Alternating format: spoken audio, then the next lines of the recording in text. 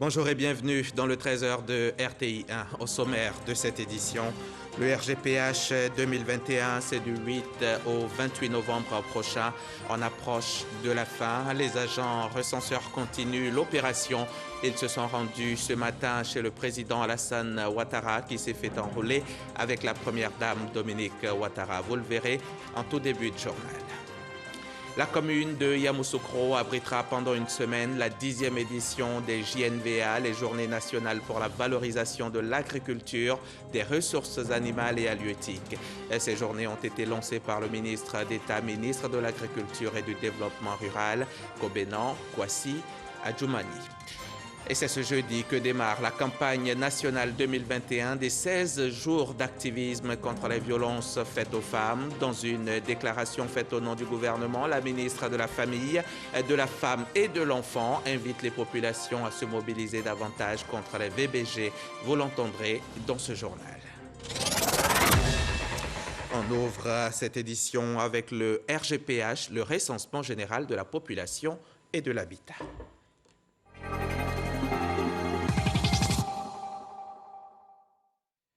Le RGPH 2021 tire donc à sa fin. Il a démarré depuis le 8 novembre dernier. Les agents recenseurs continuent de sillonner la Côte d'Ivoire entière. Ce matin, quelques-uns d'entre eux se sont rendus au domicile du chef de l'État. Le président Alassane Ouattara s'est donc fait enrôler. Son épouse également l'a fait et toute la maisonnée. Jérôme Kofi Abolin était présent lors de l'opération. Il nous en parle maintenant. Jeudi 25 novembre 2021, il est environ 10 heures quand les agents recenseurs sont sur place à la résidence du président de la République Alassane Ouattara dans le cadre du recensement général de la population et de l'habitat pour l'année 2021. Ils sont donc venus pour procéder au recensement du chef de l'État et de son entourage. Juste après qu'il a été enrôlé, le président de la République Alassane Ouattara a saisi l'occasion pour s'adresser aux populations. En les invitant à se faire enrôler, il a situé sur l'enjeu de cette opération. Chères Ivoiriennes, chers Ivoiriens, je viens de me faire enrôler et je le fais maintenant parce que j'ai été en voyage, comme vous le savez. Et là, je l'ai fait et vous savez, le recensement général est très important pour notre pays. D'abord, ceci nous permettra d'avoir une idée assez précise de la population, de sa répartition sur l'ensemble du territoire, que ce soit dans les régions, dans les communes, dans les sous-préfectures, et également sur la base de ce recensement, nous pourrons procéder à la réévaluation du programme national de développement pour faire les investissements nécessaires en fonction de la densité de la population et nous assurer que partout nous avons tenu compte des desiderata de nos concitoyens. Donc je vous invite vraiment à vous faire recenser. C'est très important pour notre pays, c'est très important pour le gouvernement. Je vous demande personnellement de le faire parce que ceci nous permettra d'aller encore plus vite et de toucher chaque résident de notre pays sur le territoire national. Depuis le 8 novembre 2021, les agents recenseurs sont sur le terrain pour permettre aux populations sur le sol ivoirien de se faire enrôler. La fin de l'opération est prévue le 28 novembre 2021. À l'instar du chef de l'État, il est donc demandé à toutes les personnes vivant en Côte d'Ivoire de permettre aux agents recenseurs de mener à bien l'opération. Et s'il y en a qui se demandent encore s'ils sont concernés par l'opération et surtout à quoi sert le recensement, je vous propose alors d'écouter Nialé Kaba. Maintenant, la ministre du Plan et du Développement était l'invitée des rédactions de Fraternité Matin. Recensement général de la population et de l'habitat 2021. C'est parti depuis le 8 novembre. Son objet essentiel est d'aider à une meilleure allocation des ressources pour le bonheur des populations avec des données fiables. Les données issues du recensement de la population 2021 permettront notamment de faire le suivi et la revue du PND 21-25, d'évaluer les politiques sectorielles dans tous les domaines, et de fournir des informations statistiques récentes et fiables permettant le suivi des agendas internationaux. Son objet connu, les journalistes des rédactions de Fraternité Matin ont passé au crible toutes les étapes de l'opération de sorte à avoir une seule appréciation de cet outil d'aide à la prise de décision. Au nombre des préoccupations, la nature des concernés. C'est tous ceux qui résident sur le territoire, sans distinction de nationalité. Comme il s'agit de dimensionner les équipements, c'est ceux qui en bénéficient qui sont recensés. Par contre, si vous avez des Ivoiriens hors du pays qui ne vivent pas pendant 6 mois sur le territoire national, ils ne sont pas concernés par le recensement général de la population et de l'habitat. Pourquoi? Si l'agent recenseur vient à votre domicile et que le bébé vient d'arriver il y a 1 heure, il faudra le déclarer parce qu'il a des besoins qu'il va falloir prendre en compte dans la programmation du développement. Que fait-on des réfractaires? Dans certains pays, les gens sont contraints par la loi à se faire recenser. En Côte d'Ivoire, on a compté jusqu'à présent sur le comportement citoyen et des Ivoiriens et des non-Ivoiriens pour pouvoir donc recueillir les données. Pourquoi l'opération dure-t-elle 3 semaines? C'est une norme internationale. C'est le maximum qu'on fait, quelle que soit la taille du pays, quitte à procéder à des découpages par zone. C'est-à-dire que tout le territoire n'est pas fait au même moment, mais c'est vraiment 3 semaines le temps pour pouvoir faire le recensement partout. Selon Madame le ministre du Plan et du Développement, les premiers résultats sont attendus pour fin avril. Coût de l'opération, 23,9 milliards de francs CFA et mobilisera 38 000 agents recenseurs. Compte rendu signé Noël Gnagno, voilà donc qui referme ce sujet. Mais comme cela a été indiqué, a été dit, l'opération se poursuit jusqu'au 28 novembre prochain, dans seulement quelques jours donc. Le projet de loi de finances portant budget de l'État pour l'année 2022 et son annexe fiscale, adopté à l'unanimité par les membres de la Commission des affaires économiques et financières de l'Assemblée nationale. Il est de 9 901 milliards de francs CFA, de quoi permettre au gouvernement de mettre en œuvre sa politique de développement économique et social, selon le ministre Moussa Sanogo. Le témoignage de Cheikh Koné. C'était la dernière étape avant son passage au vote en plénière. Dans la nuit du vendredi au samedi 20 novembre, les parlementaires ont voté en commission le projet de budget de l'État et l'annexe fiscale 2022, après de longs échanges avec les émissaires du gouvernement. Nous sommes heureux simplement parce que le travail que nous avons fait a été adopté par l'Assemblée, ça a été un long travail et naturellement on ne peut que s'en réjouir. Mais au-delà, c'est surtout, je l'ai indiqué tantôt, la qualité, la richesse de nos échanges, la profondeur donc, des propositions qui ont été formulées, leur pertinence, ce sont des choses qui nous ont vraiment réjouis. C'est ça aussi l'intérêt du budget programme, la gestion axée sur le résultat, qui fait en sorte donc, que l'exécutif puisse s'obliger à bien maîtriser ce dossier face à une Assemblée nationale extrêmement scrupuleuse concernant le respect de certains principes. Et puis à l'arrivée, c'est la qualité de la gouvernance qui s'améliore en Côte d'Ivoire. Le budget 2022 de l'État de Côte d'Ivoire s'équilibre en ressources et en charges à 9 901,1 milliards de francs CFA, en hausse de 17,9% par rapport à 2021. Ce budget, comme l'a expliqué Moussa Sanogo, devrait permettre au gouvernement de mettre en œuvre sa politique de développement économique et social. Pour ce faire, plusieurs secteurs d'activité devraient connaître un regain de dynamisme pour soutenir la croissance économique.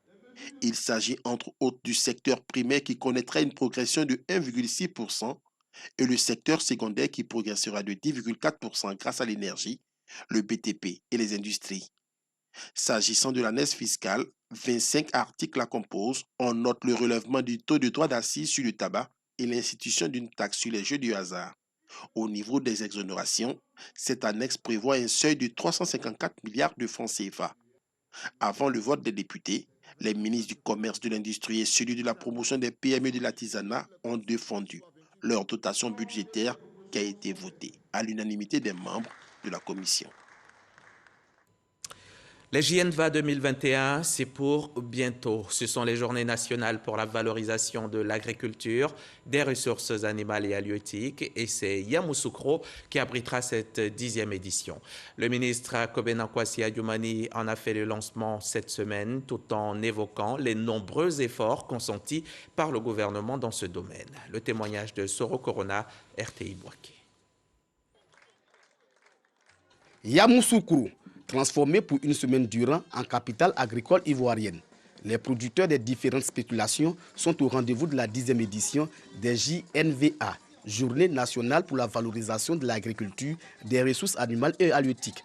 Tribune pour les acteurs du secteur de réfléchir sur les difficultés qui plombent l'éclosion de l'agriculture en dépit des performances réalisées. Ces réflexions dont les recommandations serviront sans nul doute d'outils d'aide à la prise de décision à nos gouvernants feront l'état des lieux sur toutes les chaînes d'acteurs pour proposer des solutions pour une meilleure symbiose.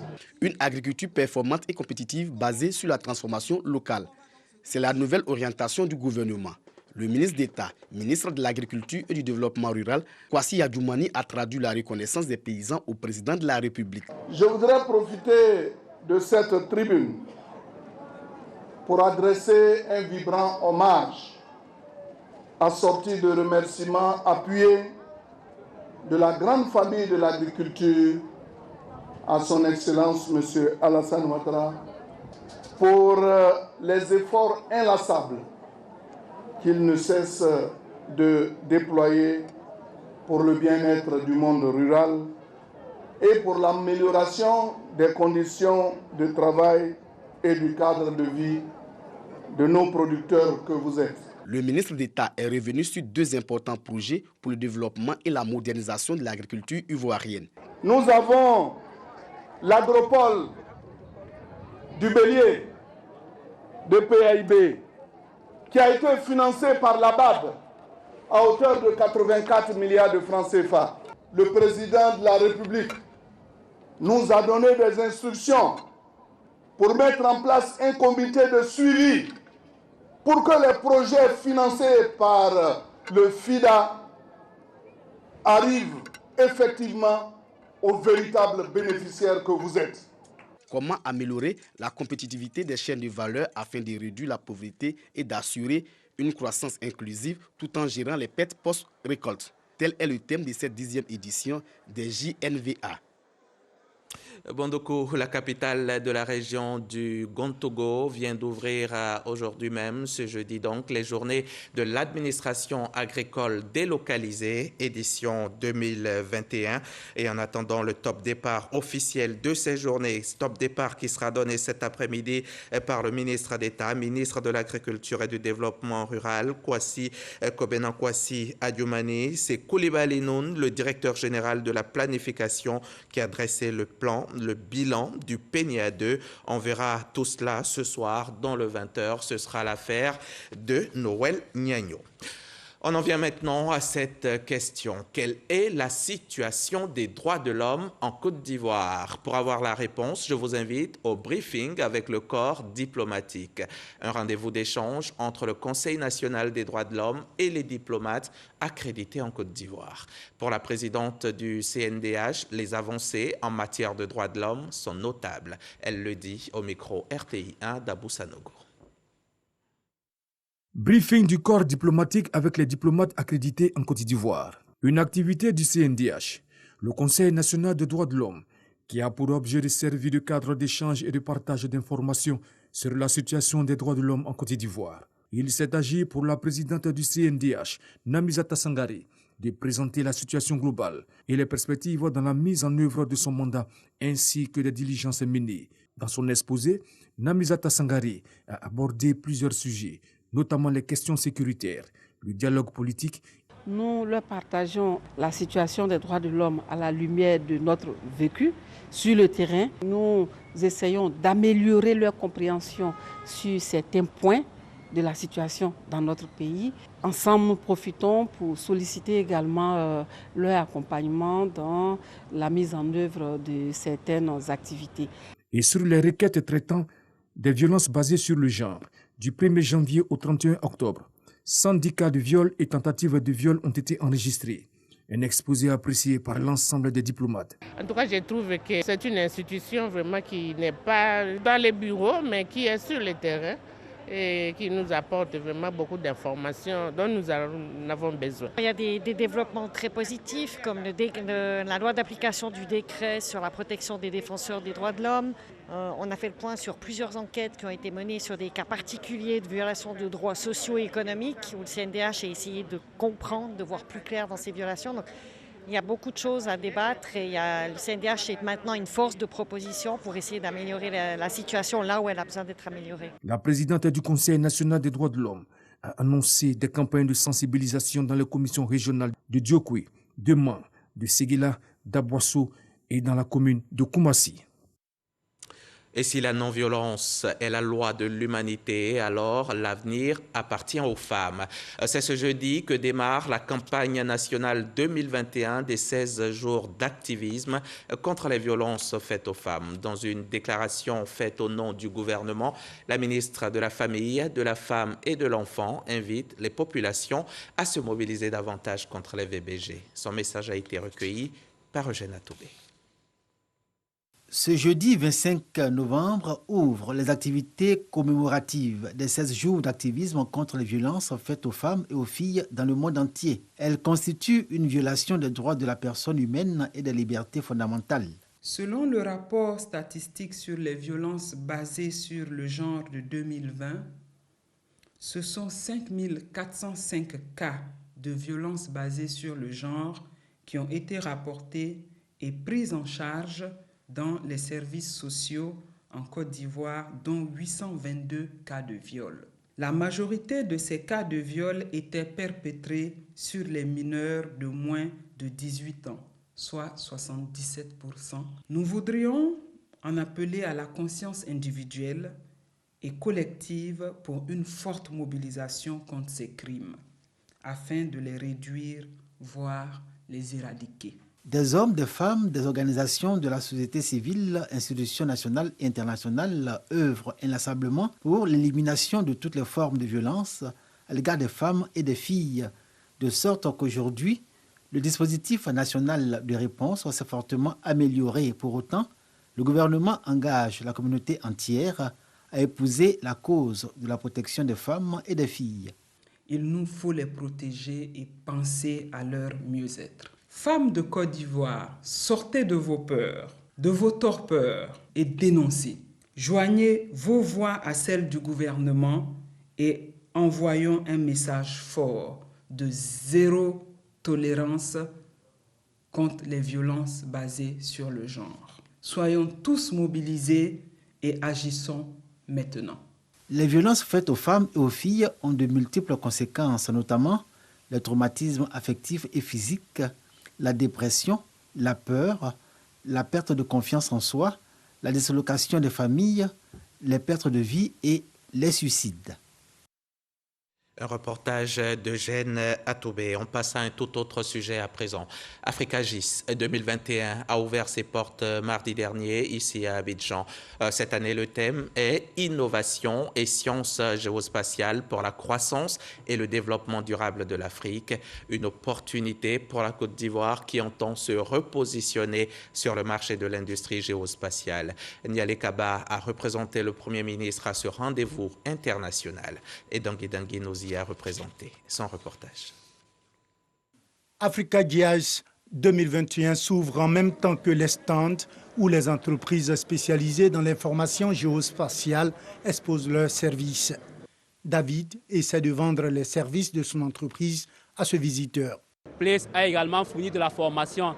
Donc pendant 3 semaines, il y a des cas du BNet qui ont été formés. L'homme modèle, ça m'a beaucoup plu parce que c'est une collaboration pour accompagner les États, pour accompagner le secteur privé seulement aussi également. La qualité de l'information détermine la qualité des décisions prises, selon les experts qui plaident par ailleurs pour le développement de l'industrie géospatiale. Un champ de données encore peu exploité en Afrique francophone, notamment en Côte d'Ivoire. Que la Côte d'Ivoire s'implique davantage en investissant massivement, en tout cas dans ce domaine-là, qui est un domaine aujourd'hui qui se passe de commentaires, qui est à la base de tout ce qui est problématique de développement. On ne peut plus rien faire sans le géospatial. Dites-moi un secteur de l'économie ou un secteur social, je vous dirai en quoi le géospatial est critique. Et sans le géospatial, ça ne peut plus se faire. Les autorités misent sur l'Africa GIS 2021 pour se repositionner sur le marché de l'industrie géospatiale. En abritant cet important rendez-vous, ça permet donc de positionner déjà notre pays dans cet écosystème qui fait plusieurs milliards de dollars donc de chiffre d'affaires annuel. On ne peut plus planifier sans information fiable. Et l'espace justement permet de disposer de ces informations de la façon la plus précise possible. Africa GIS 2021, c'est 4 jours de travaux avec 500 experts de 60 nationalités sur le thème Innovation et sciences géospatiales pour la croissance et le développement durable de l'Afrique. On va au chapitre Covid de ce journal, chapitre sombre mais essentiel à la sensibilisation.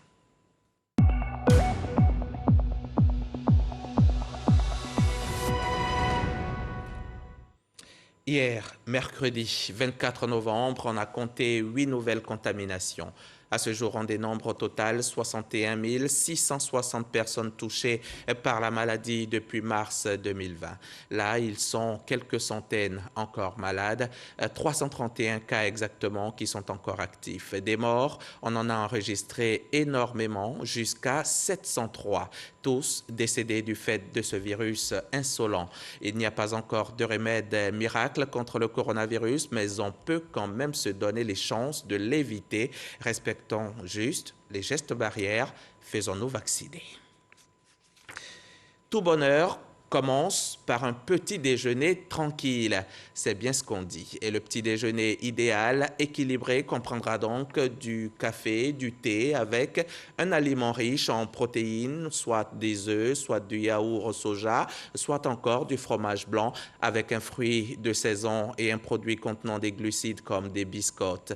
Mais où faut-il prendre le petit déjeuner? Certains enfants sont obligés de le faire à l'école, mais est-ce conseillé? Nos reporters ont enquêté là-dessus. C'est donc un sujet de Wotianga Noël Danyogo, Bernice Gompou et Godefroy Okambawa.